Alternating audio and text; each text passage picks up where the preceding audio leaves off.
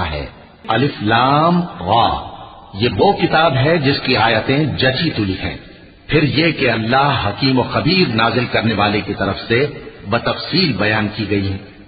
اس کا پیغام یہ ہے کہ اللہ کے سوا کسی کی عبادت نہ کرو، اور میں اس کی طرف سے تم کو ڈر سنانے والا اور خوشخبری دینے والا ہوں، اور یہ کہ اپنے پروردگار سے بخشش مانگو اور اس کے آگے توبہ کرو، وہ تم کو ایک وقت مقرر تک متاع نیک سے بہرہ مند کرے گا اور ہر لائق فضیلت کو اس کی فضیلت دے گا، اور اگر روگردانی کرو گے تو مجھے تمہارے بارے میں قیامت کے بڑے دن کے عذاب کا ڈر ہے۔